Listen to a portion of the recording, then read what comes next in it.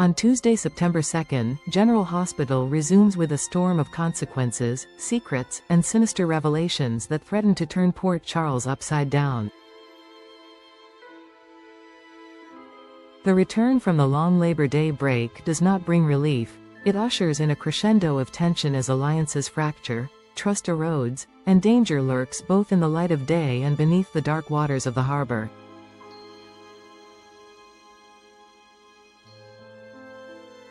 The week begins with grim portents, and each character is pulled deeper into a vortex of choices that cannot be undone.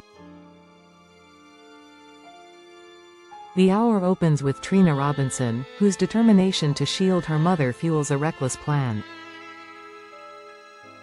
Trina has long carried the weight of Portia's mistakes and feels that Drew Kane's carefully guarded evidence could destroy everything her family has fought to preserve.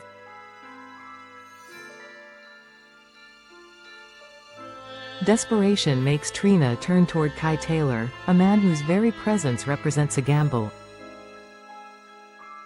By seeking his help to find and erase Drew's leverage, she sets a chain of events into motion that may save Portia or drag them both into an even darker web.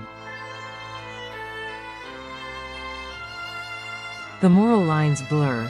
What begins as a daughter's loyalty transforms into a dangerous dance with secrecy and manipulation.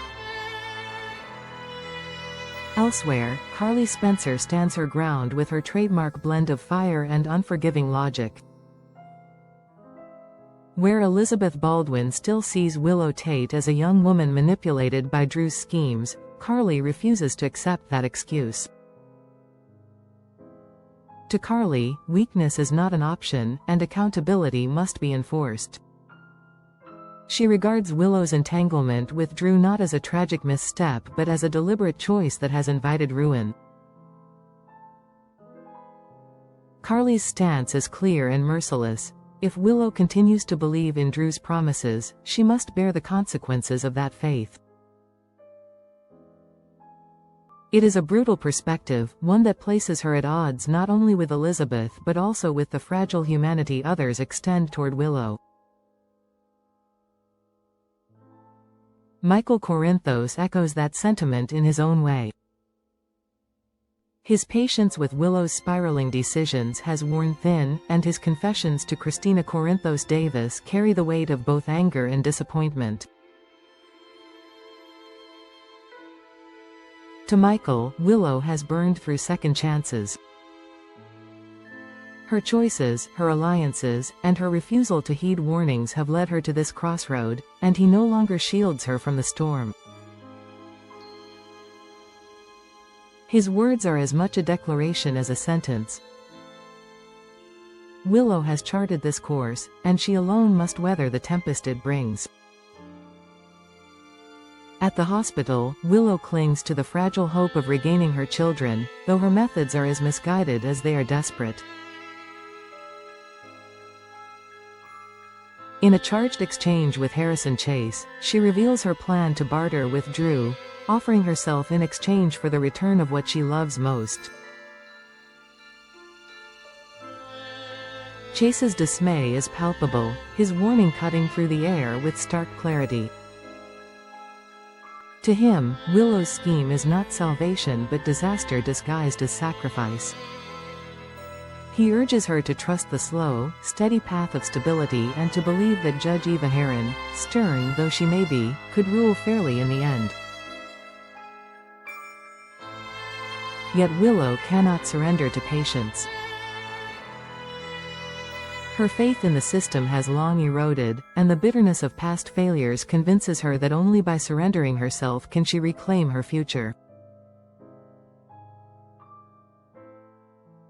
Their conversation, fraught with emotion, is shadowed by the irony that neither of them knows the true peril creeping into play. For even as Willow argues her fate within sterile hospital walls, the docks of Port Charles become the stage for a chilling discovery. Rocco Falconeri and Danny Morgan, youthful innocence shattered in an instant, stumble upon a body adrift in the harbor. What should have been another ordinary day transforms into a nightmare as they summon help. When sunny Corinthos is alerted, the gravity of the situation pierces him with immediate clarity. This is not a random casualty of the city's shadows, it is Judge Heron, the very figure whose authority Willow and Chase have been debating. Her lifeless body tells a story of silencing, of power extinguished, and of justice that will now never be delivered from her bench. The implications ripple outward like shockwaves. For Sunny, the discovery is more than tragedy, it is a warning. A judge with enemies is one thing, but a judge murdered on the eve of critical decisions is something else entirely. It signals a hand at work behind the curtain, one willing to strike down arbiters of law to preserve secrets. The chilling message is clear. Port Charles is not governed solely by the courts but by forces willing to destroy anyone who dares to tip the balance. Thus, Tuesday's return plunges every storyline into sharper relief. Trina risks everything to save her mother, even as unseen hands pull strings in the background. Carly hardens herself further against what she sees as weakness, determined to let Willow's choices be her undoing. Michael's faith in Willow fractures, his loyalty tested by disappointment. Chase, ever the voice of reason, warns of disaster but cannot stop Willow's march into it. And above all, Sunny recognizes that the harbor's dark waters have delivered not just a body, but a signal of war. Judge Heron's murder is not an isolated act, it is the opening move in a dangerous new game where silence is enforced not by the gavel, but by blood. General Hospital thrives on moments like these, when the fates of its characters collide with secrets too heavy to remain buried. As Tuesday unfolds, viewers are reminded that in Port Charles, love and loyalty are weapons, choices carry brutal costs, and justice can vanish beneath the surface of the water with a single calculated strike.